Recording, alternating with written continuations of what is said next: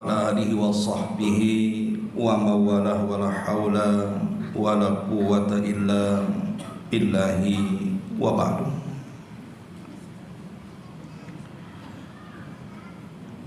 Alhamdulillah, segala puja dan puji hanya milik Allah subhanahu wa ta'ala. Salawat dan juga salam kita hadiahkan kepada Rasul kita Nabi besar Muhammad sallallahu alaihi wa ala alihi wasallam. Lanjutkan kembali kajian kita, masih membahas tafsir singkat dari surah Al-Mulk,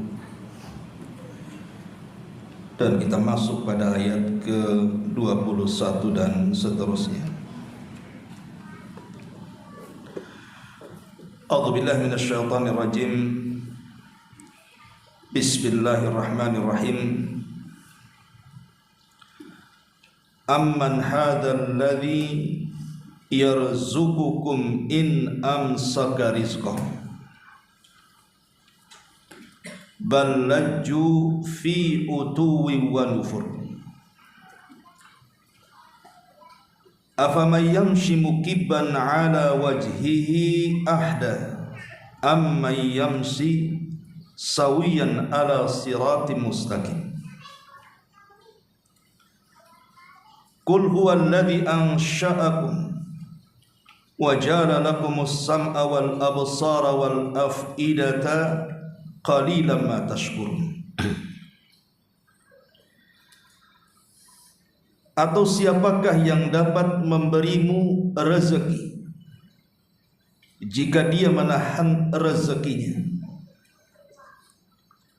Sebaliknya mereka malah terus-menerus dalam kesombongan dan menjauhkan diri dari kebenaran. Apakah orang-orang yang berjalan dengan wajah tertelungkup itu lebih mendapatkan petunjuk, atau orang-orang yang berjalan tegap di atas jalan yang lurus? Katakanlah, Dia adalah Zat yang menciptakan dirimu dan menjadikan bagimu pendengaran, penglihatan dan hati nurani. Akan tetapi sedikit sekali kalian bersyukur. Ma'asyiral muslimin wal muslimat yang dimuliakan Allah subhanahu wa ta'ala, pada ayat surah Al-Mulk 21 dan ayat sebelumnya 20, amman hadzal ladzi huwa jundul lakum yansurukum min dunir rahman inil kafirun illa fi ghurur. Ataukah siapakah yang akan menjadi bala tentara bagimu yang dapat menolongmu selain daripada Allah yang Maha Pengasih? Orang-orang kafir itu tidak lain hanyalah dalam kondisi tertipu. Ayat 20 dan 21 ini ada faedah besar bagi kita, ma'asyiral muslimin yang dimuliakan Allah subhanahu wa ta'ala, bahwa kebahagiaan manusia itu porosnya di dua perkara. Yang pertama, al-mana'atu, dan yang kedua ar-rizqu. Apa itu mana'ah dan apa itu rizki? Adapun mana'ah maksudnya adalah seseorang tercegah dari perasaan takut. Dengan kata lain, seseorang diberikan keamanan oleh Allah subhanahu wa ta'ala. Dengan cara apa Allah subhanahu wa ta'ala memberikan keamanan kepada kita? Dengan mengutus para tentaranya. Di saat kita berhajat dari pertolongan Allah subhanahu wa ta'ala karena perasaan takut yang kita hadapi, datang tentara Allah menolong kita. Karena hanya Allah lah yang mampu menggerakkan tentaranya. bagaimana dahulu ketika Abrahatul Asram membawa pasukan bergajah dari negeri Yaman untuk menghancurkan Ka'bah. Maka Allah Subhanahu wa taala memberikan keamanan kepada penduduk Quraisy dengan cara apa? Dikirimnya tentara-tentara Allah Subhanahu wa taala dalam bentuk burung-burung laut atau disebut dengan ababil. Sehingga akhirnya pasukan Abrahatul Asram dibinasakan oleh Allah Subhanahu wa taala sebelum menyentuh Ka'bah. Setelah peristiwa besar yang menggegerkan negeri Arab ini, Allah Subhanahu wa taala turunkan satu surat untuk menggambarkan bagaimana kondisi saat itu. Alam tara kaifa fa'ala rabbuka bi ashabil fil alam yaj'al kaidahum fi tadlil wa arsala alaihim tayran ababil tarmihim bihijaratin min sijil faja'alahum ka'asfin ma'kul. Tidakkah kau lihat bagaimana Allah Subhanahu wa taala berbuat kepada pasukan bergajah itu? Tidakkah kau lihat usaha mereka sia-sia? Dan kami kirim kepada mereka bala tentara berupa ababil yang melempari mereka dengan batu-batu api sehingga mereka binasa seperti daun yang dimakan ulat. Setelah peristiwa ini Allah Subhanahu wa taala berikan nikmat besar kepada penduduk Arab, li'ila fi Quraisyin ila fihim rihlatash syita'i was-saif. Di mana penduduk Arab diberikan nikmat berupa keamanan. Dengan keamanan itu mereka bisa rihlah, melakukan perjalanan, berniaga ke Yaman dan ke Syam di musim dingin dan panas.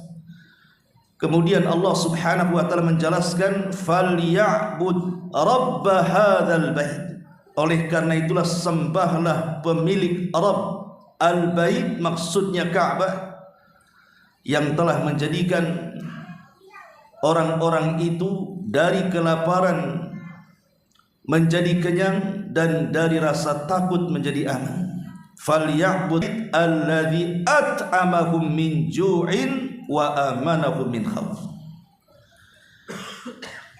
Dalam ayat ini ada dua nikmat yang Allah berikan kepada kita. At'amahum min ju' artinya rizki, wa amanahum min khauf artinya al-mana'ah.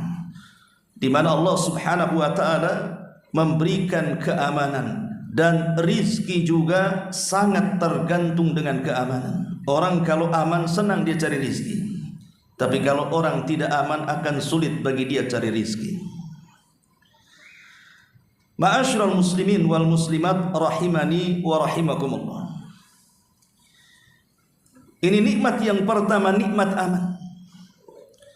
Walaupun aman sendiri memang bagian daripada rizki. Makanya dalam sebuah hadis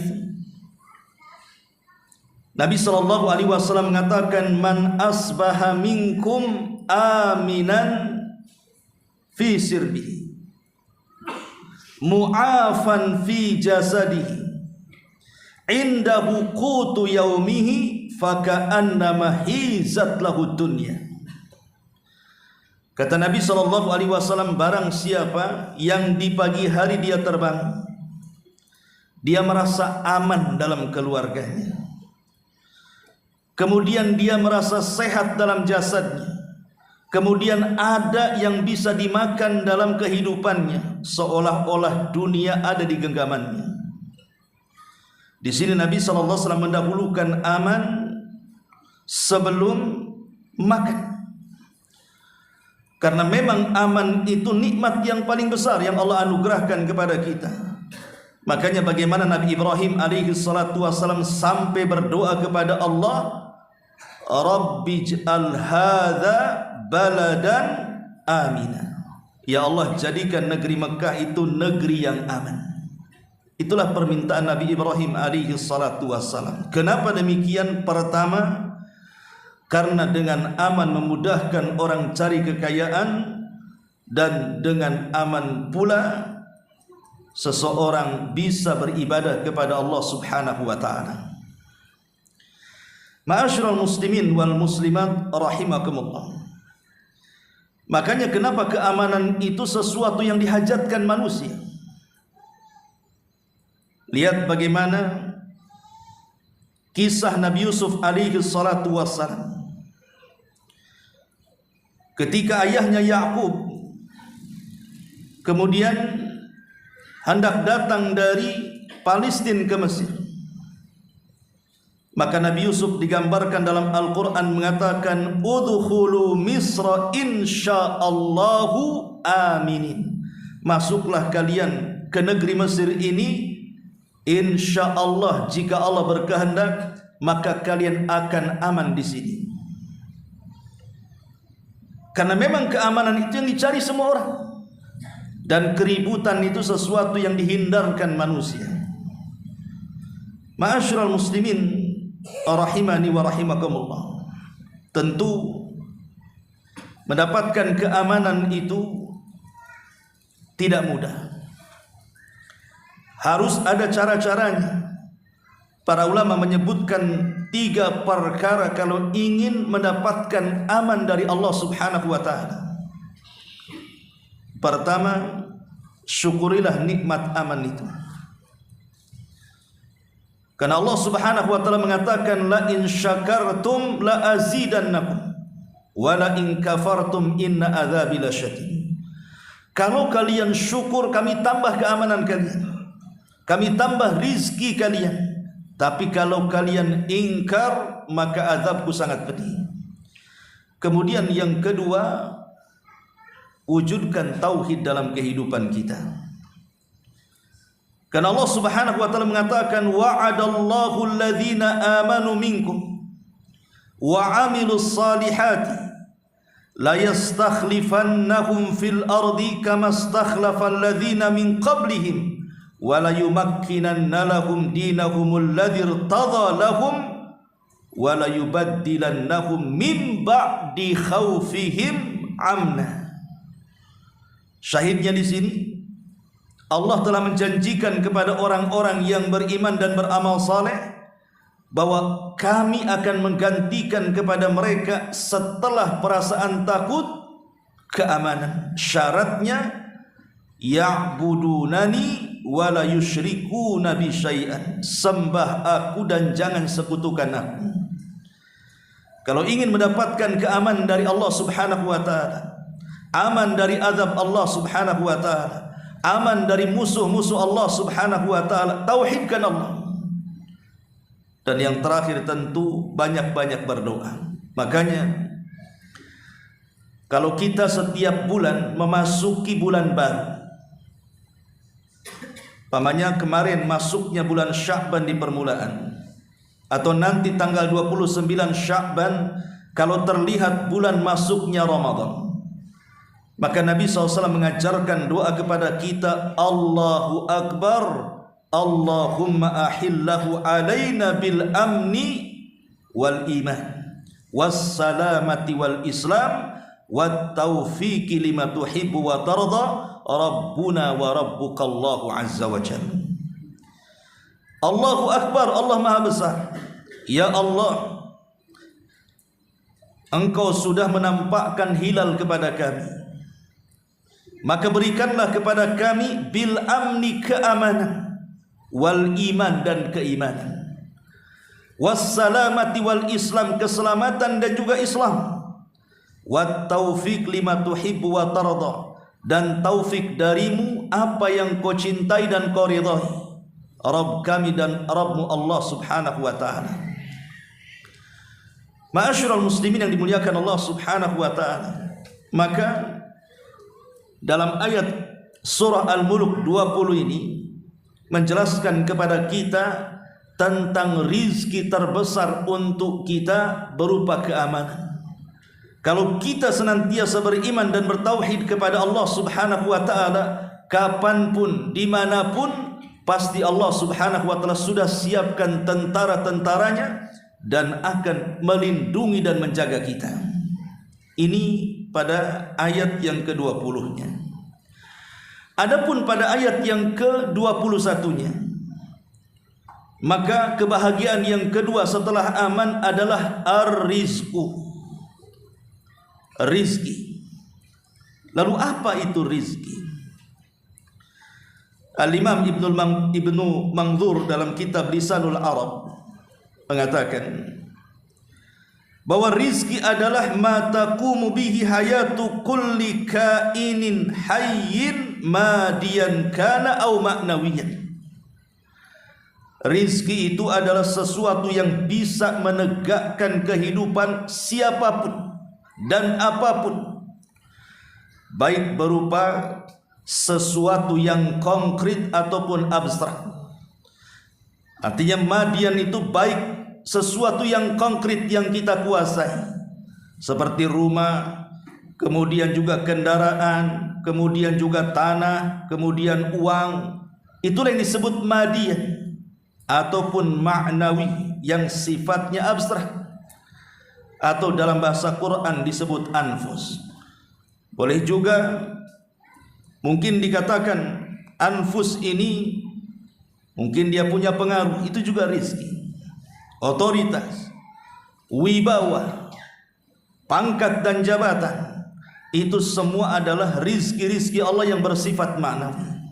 Dengan kata lain bahwa rizki itu adalah karunia dan juga pemberian Allah Subhanahu wa ta'ala, baik berupa sesuatu yang tampak ataupun yang tidak tampak. Ma'asyiral muslimin yang dimuliakan Allah Subhanahu wa ta'ala, di dalam ayat ini Allah Subhanahu wa ta'ala memberikan ancaman kepada kita soal rizki ini, bahwa siapa yang bisa mencegah rizki kecuali Allah Subhanahu wa ta'ala, dan siapapun yang dicegah rizkinya oleh Allah Subhanahu wa ta'ala, maka satu dunia tidak ada yang sanggup untuk memberikan rizki kepadanya, karena rizki itu hak mutlak milik Allah Subhanahu wa ta'ala. Ma'asyiral muslimin yang dimuliakan Allah Subhanahu wa ta'ala, dan rizki Allah Subhanahu wa ta'ala itu sangat banyak sekali. Sampai-sampai Allah Subhanahu wa ta'ala mengatakan, wa in ta'uddu ni'matallah la tuhsuha. Kalau engkau hendak menghitung berapa banyak rizki Allah, kalian tidak akan sanggup untuk menghitungnya. Karena banyaknya rizki yang Allah anugerahkan kepada kita. Saking banyaknya rizki Allah sampai kita tidak bisa menghitungnya. Karena rizki Allah itu senantiasa diberikan kepada kita sejak kita hendak tidur sampai tidur lagi. Bahkan tidur itu sendiri adalah bagian daripada rizki. Ma'asyiral muslimin wal muslimat rahimakumullah.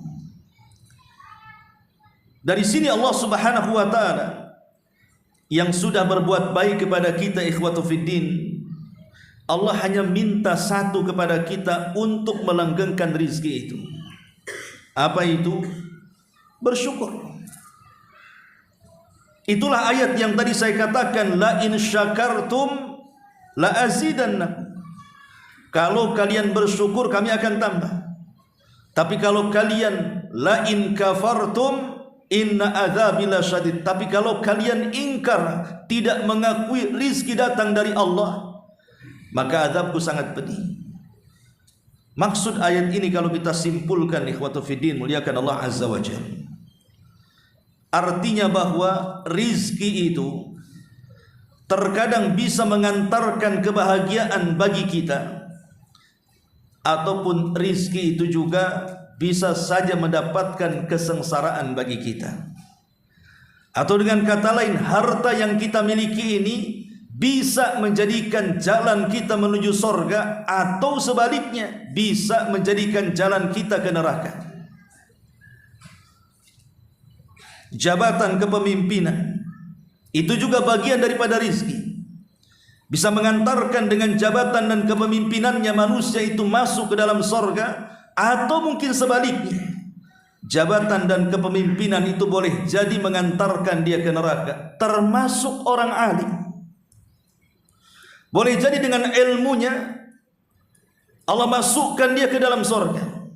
Tapi boleh jadi dengan ilmunya Allah hantarkan dia ke neraka. Itulah yang dikatakan oleh Al-Imam Ibn Ruslan dalam kitab Nubadhnya, fa'alimun bi'ilmihi lam ya'malanna mu'adzabun qabla ubadil wathani.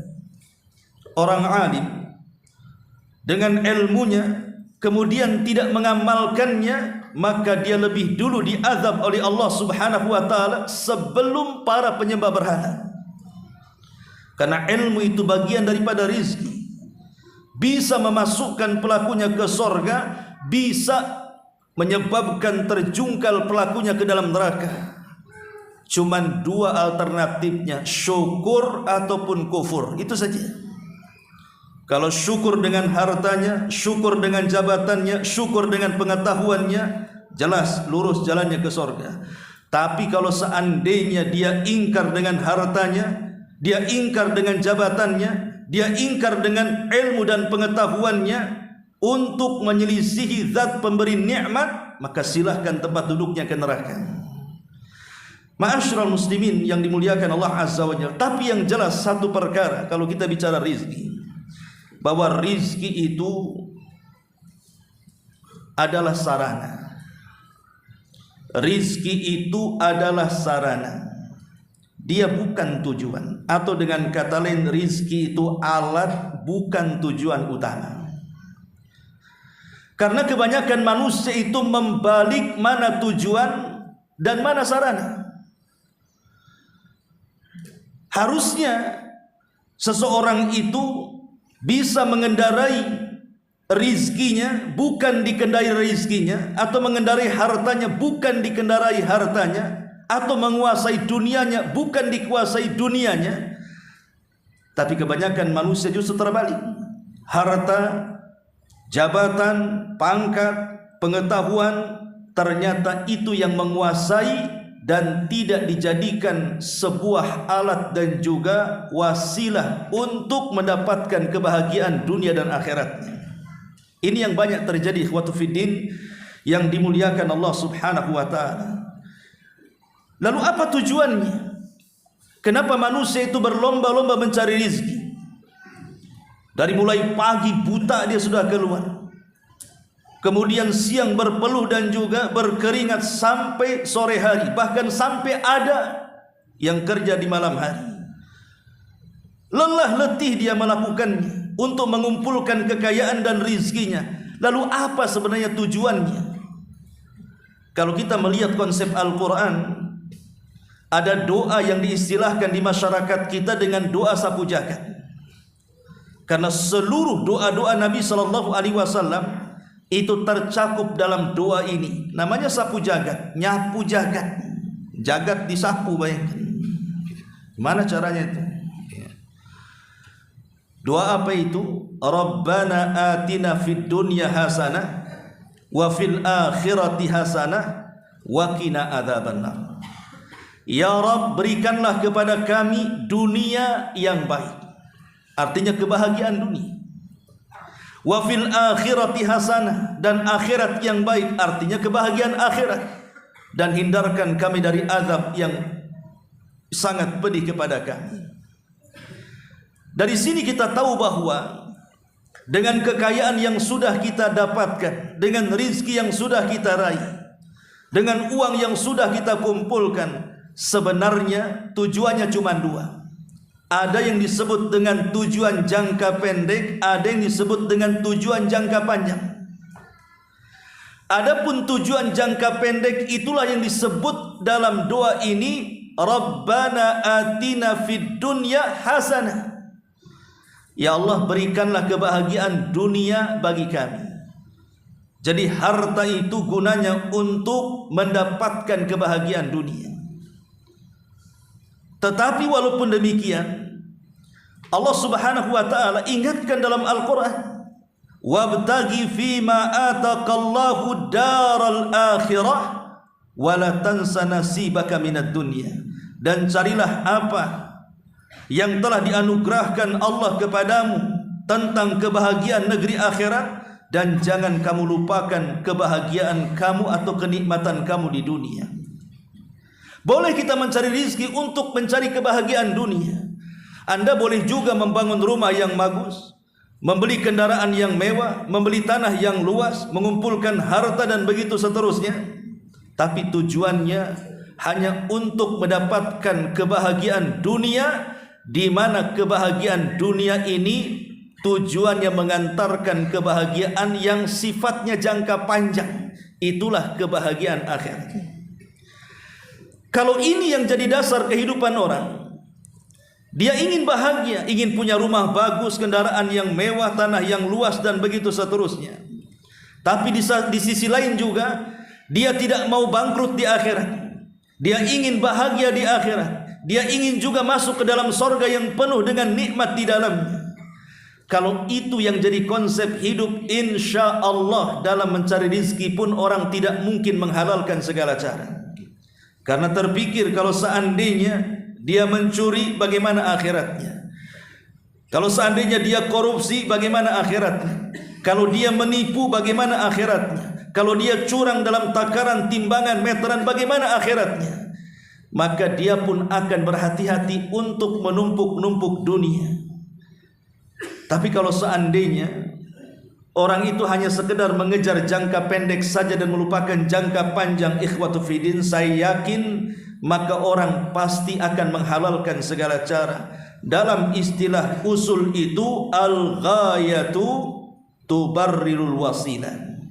Tujuan yang baik terkadang menghalalkan segala cara. Ini yang bahaya. Inilah yang disabdakan Nabi SAW 14 abad yang silam. Kata Nabi SAW, sayati alaikum zaman, akan datang zamannya kepada kalian, al-mar'u la yubalil mar'u bima akhadal ma, di mana seseorang tidak akan peduli dengan cara apa dia mencari harta. Apakah dia cari dengan cara yang halal ataukah dengan cara yang haram? Manusia sudah tidak peduli di akhir zaman itu. Dia mau sikut kanan, sikut kiri, injak bawah, terserah dia, yang penting kaya. Itu yang sekarang terjadi zamannya. Orang sudah tidak peduli lagi kan. Dari sinilah ikhwatu fiddin, maka Allah ingatkan dalam ayat ini, jangan sampai kemudian Allah tahan rizki kita. Sebab kalau Allah sudah tahan rizki kita, tidak ada yang sanggup memberikan rizki kecuali Allah subhanahu wa ta'ala. Dan supaya Allah tidak menahan itu hanya dengan bersyukur kepada Allah subhanahu wa ta'ala. Ma'asyiral muslimin wal muslimat rahimakumullah. Kita tahu bahwa kalau kita bercerita tentang syukur itu kan ada rukunnya.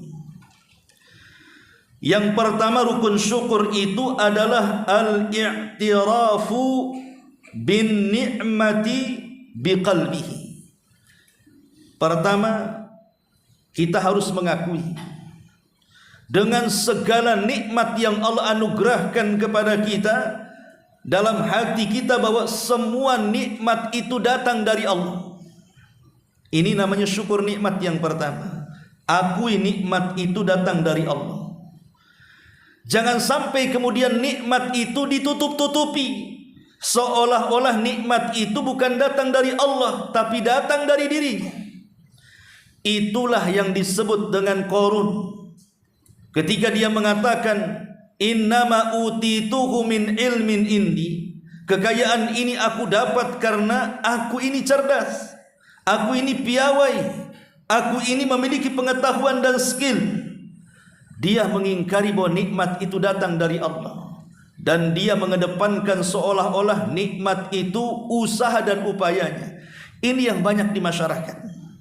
Terkadang ada orang-orang yang sitru ni'amillah, berusaha menutupi nikmat itu seolah-olah bukan datang dari Allah, tapi seolah-olah dia yang mengupayakannya. Padahal Allah mengatakan, wa ma min dabatin fil ardi illa 'alallah rizquha. Tidak ada binatang yang melata di permukaan bumi kecuali Allah yang kasih rizki kepadanya. Maka jangan tutup-tutupin nikmat itu dari Allah. Contohnya seperti apa? Seperti perkataan Qarun tadi. Kalau seandainya ada pertanyaan datang kepada kita, Anggap saja mungkin kita ini orang kaya. Kemudian ditanya, dari mana Pak kekayaannya? Dari mana Bu kekayaannya? Kemudian dia mengatakan, ya hasil kerja saya, hasil usaha saya, hasil jerih payah saya, hasil keringat saya. Kata-kata ini langsung ataupun tidak langsung sudah menutupi nikmat Allah. Harusnya jawabannya bukan seperti itu. Kalau Anda ditanya kenapa Anda kaya, maka kita jawabannya, ini adalah rizki yang Allah anugerahkan kepadaku.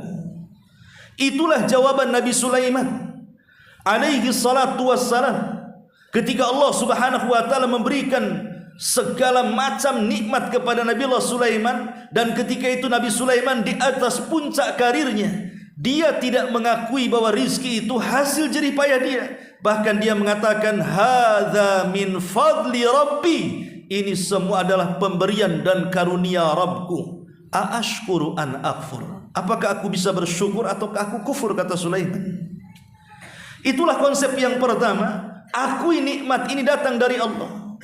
Jangan kemudian sok-sokan bahwa seolah-olah wajar saya kaya karena saya sekolah, karena saya doktor, karena saya profesor, karena saya pejabat, karena saya menteri, karena saya presiden. Tidak ada urusannya rizki dengan jabatan-jabatan itu, dengan pendidikan yang mentereng itu, tidak ada urusannya. Banyak orang gak pernah sekolah juga kaya. Banyak orang yang tidak memiliki pangkat dan jabatan juga mereka kaya. Karena kekayaan itu datang dari Allah. Allah akan memberi kekayaan itu kepada siapa yang dikehendakinya, bukan kehendak manusia. Ma'asyiral muslimin, ini yang pertama. Jangan tutup-tutupin nikmat Allah. Atau contoh lainlah yang mudah.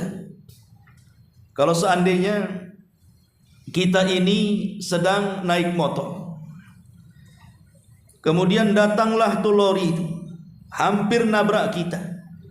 Tapi karena kita posisinya dibonceng, yang nyetir kawan kita, karena dia punya kepiawaian nyetir, dia bisa dengan keahliannya menghindari lori yang mau nabraknya. Tiba-tiba dia mengatakan, untung kamu pintarnya nyetir. Coba kalau kau tak pandai nyetir, habis kita dilanggar lori itu. Ini kufur nikmat kalimat seperti ini.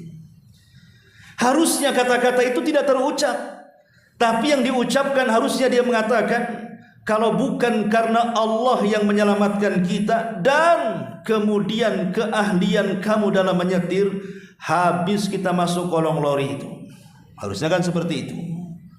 Jangan lupakan Allah dalam setiap nikmat. Jangan tutup-tutupi Allah dalam nikmat, karena rukun syukur itu mengakui nikmat datang dari Allah dengan hatinya. Yang kedua, at-tahadduts biha was-sana' 'alal mun'im.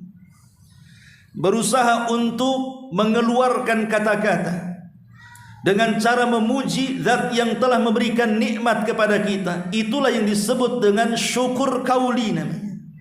Kita berterima kasih kepada Allah subhanahu wa ta'ala. Ya Allah, saya berterima kasih, Engkau sudah memberikan rumah kepadaku, sudah memberikan kesehatan kepadaku, sudah memberikan keluarga yang soleh dan soleha kepadaku, sudah melancarkan usahaku, dan begitu seterusnya.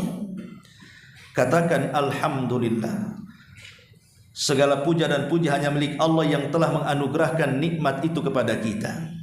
Dan yang terakhir ini yang paling penting, taskhiruha fi ta'ati musaddiha wal mun'im biha.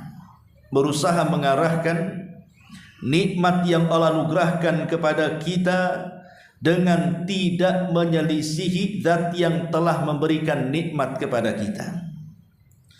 Gunakan nikmat itu di jalan Allah, bukan dalam rangka menyelisihi Allah. Gunakan nikmat rizki itu di dalam ketaatan, bukan dalam kemaksiatan kepada Allah Azza wa Jalla. Ini syukur nikmat yang terakhir. Karena ada sebagian ulama ketika mengartikan syukur itu artinya seseorang bersyukur dengan ucapannya dan bersyukur dengan perbuatannya dengan cara tidak menyelisihi nikmat itu dipergunakan kepada zat yang telah memberikan nikmat kepadanya. Diberikan lisan, ngomong sengomong-ngomongnya. diberikan pandangan memandang sepandang-pandangnya, diberikan telinga mendengar sedengar-dengarnya, diberikan perut mengisi dengan seisi-isinya. Tidak bisa main seperti itu, karena dalam memandang juga ada batasannya, dalam mendengar juga ada batasannya, dalam bicara juga ada batasannya, dalam hal-hal yang masuk ke dalam perut kita juga ada batasannya. Semua ada batasannya. Lah batasan-batasan itulah bentuk syukurnya kita kepada zat yang telah memberikan nikmat kepada kita. Diberikan mata itu sebuah nikmat, tetapi pandanglah dengan pandangan yang sesuai dengan yang diinginkan zat pemberikan nikmat. Mandang kepada yang dihalalkan, bukan mandang kepada yang diharamkan. Mendengar kepada yang dihalalkan, bukan mendengar kepada yang diharamkan. Begitu juga bicara.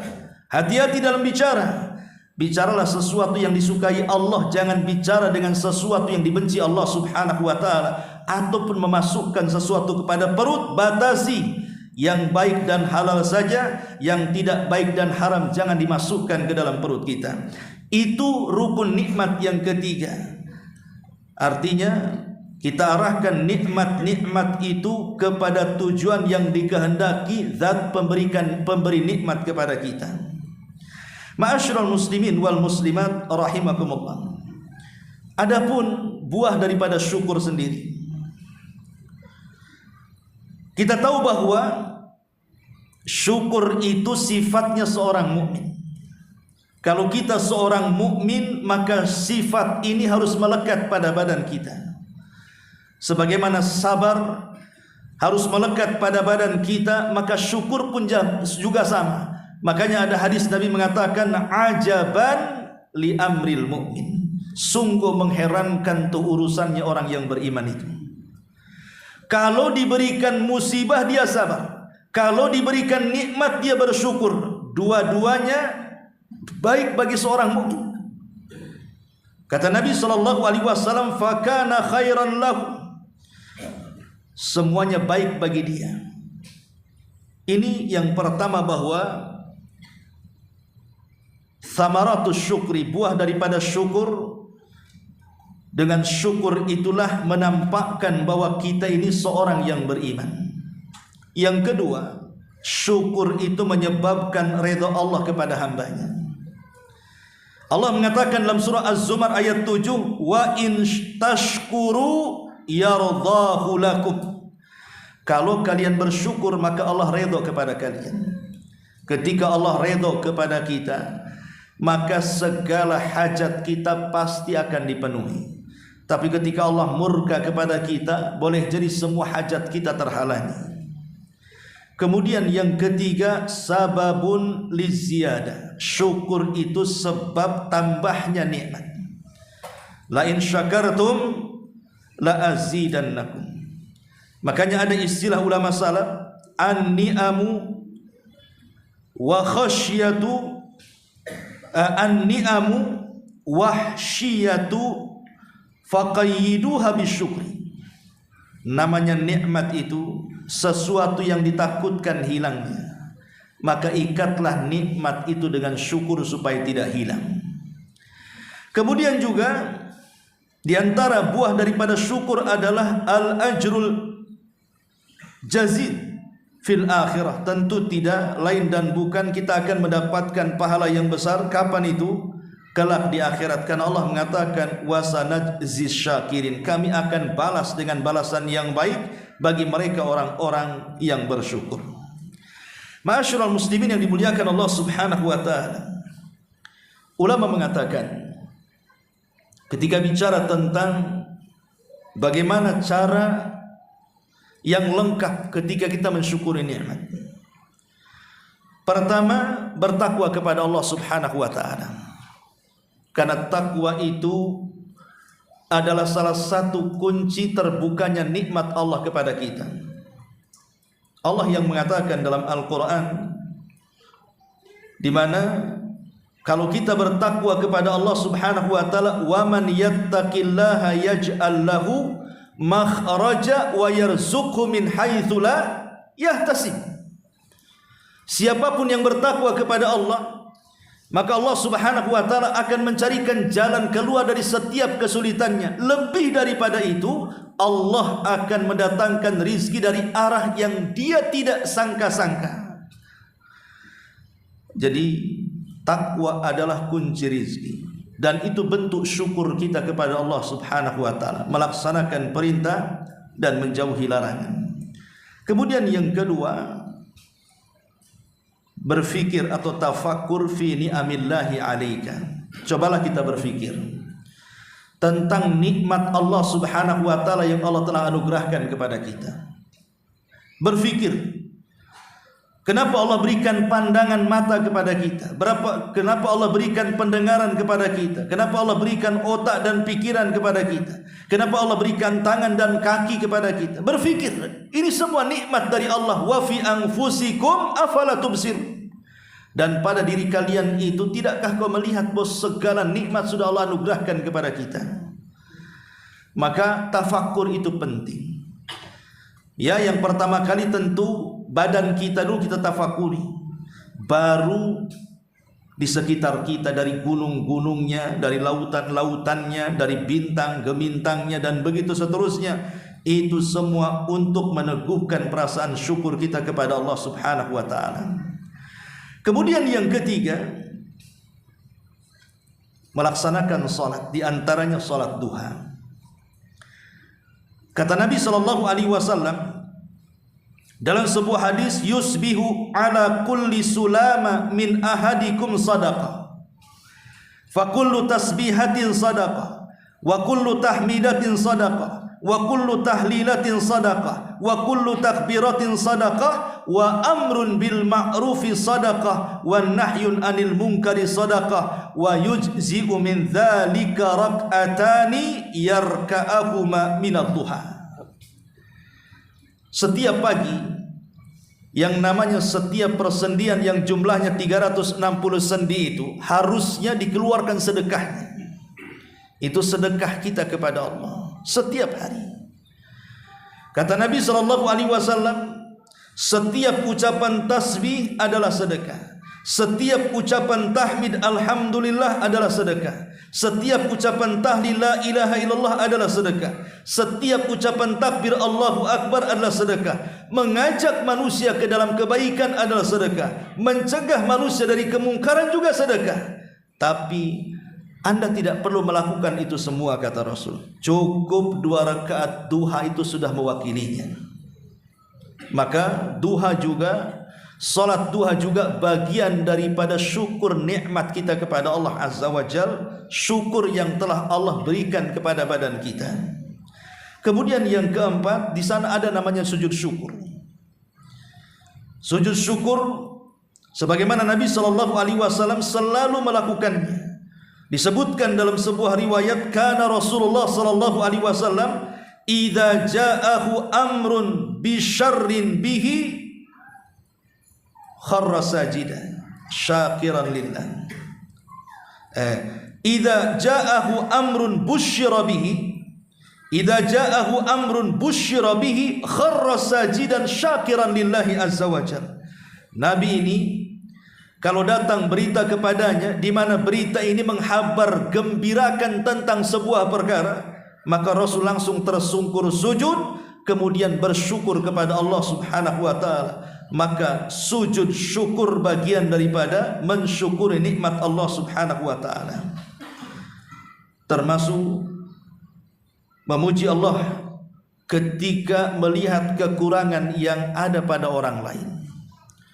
Ketika melihat ada orang buta, kita melek, kita katakan alhamdulillah. Ketika kita melihat orang tuli sementara kita mendengar, kita katakan alhamdulillah, saya masih bisa mendengar. Ketika kita melihat orang bisu tidak bisa bicara sementara kita cerewet ngomong, bersyukur kita masih bisa bicara. Dan begitu seterusnya. Bahkan kalau kita melihat ada orang yang kecelakaan umpamanya, di depan kita ada orang yang kelanggar truk mati, kemudian kita katakan alhamdulillah, maka itu dianjurkan. Bukan alhamdulillah karena dia dilanggar truk, tapi alhamdulillah bukan saya yang ada di kolong truk, itu maksudnya. Harusnya seperti itu. Dan itu bagian daripada syukur, langsung memuji Allah Subhanahu wa taala. Termasuk juga bagian daripada syukur adalah berusaha untuk memanfaatkan kesehatan kita. Dua nikmat yang selalu dilupakan manusia, ni'matani maghbunun fihima katsirun minan nas. Ada dua nikmat yang selalu dilupakan manusia, kata Rasul. As-sihhatu wal faragh. Waktu dikala kita sehat dan waktu dikala kita banyak peluang waktu. Kalau kita diberikan kesehatan oleh Allah Azza wa Jalla dan ada waktu untuk ngaji, datang ke pengajian. Toh badan sehat bisa melangkah kakinya. Kemudian juga ada waktu senggang, tidak ada kegiatan yang lain, berangkat ke pengajian. Itu bentuk syukur namanya. Sehat badannya, waktu luangnya, datang waktu sholat, datang sholat, dan begitu seterusnya. Karena kalau sudah sakit, apalagi sampai terbaring, apalagi sampai stroke, baru dia terpikir ingin ke masjid. Macam mana caranya? Ma'asyiral muslimin wal muslimat rahimakumullah. Makanya ayat ini menjelaskan kepada kita, Allah Subhanahu wa taala mengatakan, amman hadzal ladzi yarzuqukum in amsaka rizqah. Siapa yang dapat memberikan rizki kepadamu jika dia menahan rizki yang Allah Subhanahu wa taala anugerahkan kepada kita. Ikhwatu fiddin yang dimuliakan Allah Subhanahu wa taala. Kita tahu bahwa ada 3 poin yang harus kita pahami soal rizki Allah itu. Pertama, bahwa Ar-Razzaqu huwallah. Pemberi rizki itu hanya Allah semata. Tidak ada yang berikan rizki selain daripada Allah Azza wa Jalla.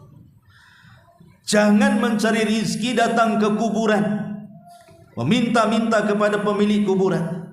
Ya wali fulan, ya syekh fulan, berikanlah usaha yang lancar kepadaku, berikanlah jodoh yang bagus untukku, berikanlah jabatan yang sedang kami usahakan dan upayakan. Pemilik kuburan tidak akan berikan rizki.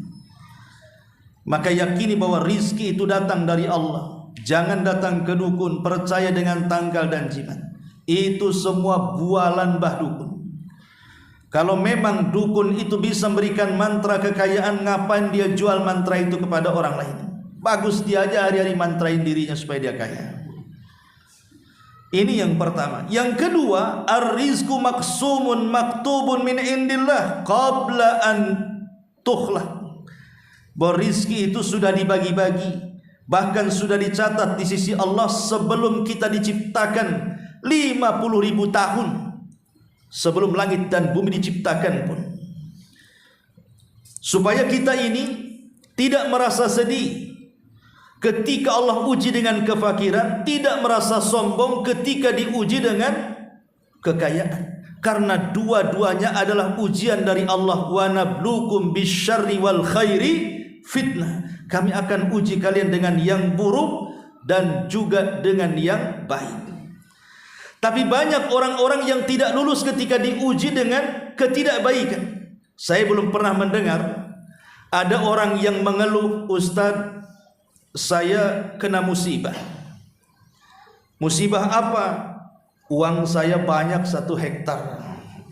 Pernah dengar ada orang kaya bilang kekayaannya punya musibah? Adalah mungkin ulama-ulama dulu ya kan. Seperti Imam Ahmad diberikan uang banyak, dia pun sedih. Sampai istrinya mengatakan, apakah ada orang mati kau mengatakan innalillahi wa inna ilaihi rajiun ya Imam? Tidak. Justru uang ini lebih bahaya dibandingkan kematian. Itu 1-2 yang mengatakan seperti itu. Tapi tidak ada, saya pernah belum mendengar orang kaya datang, aduh saya sedang diuji oleh Allah Ustaz. Kenapa? Usaha saya lagi lancar. Ya nggak ada ceritanya. Paling kalau dia ngomong saya sedang diuji Ustaz. Kenapa? Aduh, nggak tahu ini. Usaha sana bangkrut, usaha sini bankrupt, sana gulung-gulung dan begitu seterusnya. Paling itu kan. Orang terkadang dia tidak sukses dalam kefakiran, tetapi boleh jadi mungkin sukses dalam kekayaan.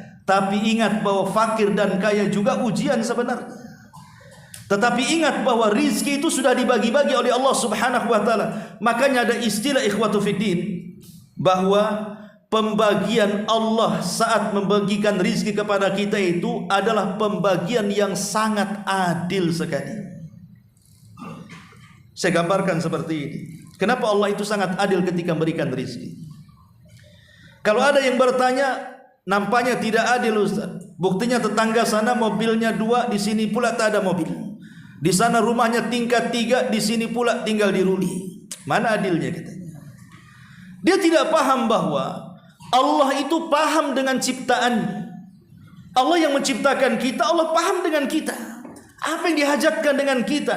Di mana rizki yang Allah berikan kepada orang kaya berbeda, di mana rizki yang Allah anugerahkan kepada orang miskin juga berbeda. Tapi kedua-duanya ada keadilan yang tidak disadari oleh manusia. Contoh umpamanya, ada orang kaya raya, uangnya tidak terhitung saking banyak serinya. Dengan uangnya boleh jadi kalau dia datang ke restoran, restorannya dibeli dia. Umpamanya dia datang ke warung Padang. Di warung Padang itu ada anggap saja 200 menu. Dia bisa saja pesan 200 menu, hidangkan di meja saya. Tapi sudah dihidangkan, nengok rendang kolesterol, kan? Nengok ini hati ayam darah tinggi, nengok daging ketakutan, ujung-ujungnya kentang rebus, ya kan? Karena dia takut nyentuh ini, takut nyentuh itu, takut. Ingat dengan pesan Pak Dokter, karena kemarin baru medical check up dia. Coba kalau seandainya 200 menu itu, datangkanlah orang kerek bin miskin itu, suruh makan tuh, kira-kira dimakan habis, ikhwan. Karena orang miskin itu tidak pernah medical check up, pasti dia makan semuanya. Lah satu sisi diberikan nikmat oleh Allah, tak bisa dimakan. Yang satu mungkin kurang nikmatnya, tapi semua dimakan. Ini kan adil namanya. Ma'asyiral muslimin yang dimuliakan Allah Azza wa Jalla, supaya dengan kekayaannya tidak sembarang makan. Sebagaimana orang miskin tidak bisa memberi makanan, dia pun susah untuk makan. Allah juga buat susah, dengan makan ini kolesterol naik, dengan makan itu darah tinggi naik. Itulah keadilan. Ada orang kaya rumahnya bagus, ruangannya sampai 5 AC-nya, sampai kalau tidur beku. Saking dinginnya mungkin lah ya. Empuk tuh kasurnya sampai bertingkat-tingkat. Tapi ada di antara mereka tidak bisa tidur, kecuali mungkin konsumsi obat gitu ya, baru dia bisa tidur. Tapi di sisi lain ada orang miskin loh ya, sudah rumahnya pendek, pakai seng, tidak ada plafon, panas luar biasa, berasap mungkin kalau kita lihat, tapi sekali tidur susah dibangunkan. Kan ada tuh orang itu tuh, ngoroknya 1 kilo. Lah ini kan pembagian rizki sebenarnya. Ada sisinya orang kaya tak bisa tidur nyenyak, si miskin pula nyenyak kali tidurnya. Di sini menunjukkan bahwa rizki itu sudah dibagi-bagi seadil mungkin oleh Allah Subhanahu wa taala. Ini yang harus dipahami tentang masalah rizki. Kemudian yang ketiga, bahwa ar-rizqu mahtum lil khalqi lam yanqus. Bahwa rizki itu akan terus mengalir, dan Allah tidak akan mengurangi rizki yang sudah ditetapkan kepada hambanya sejak dituliskan di Lauhil Mahfuz. Makanya ada istilah bahwa seseorang tidak mungkin mendapatkan ajalnya sampai rizki mengejarnya. Sudah isya? Sudah isya. Wallahu a'lam. Ini yang bisa sampaikan, mudah-mudahan ada manfaatnya. Subhanallah bihamdika, asyhadu an la ilaha illa anta astaghfiruka wa atubu ilaik. Allahu ta'ala alam.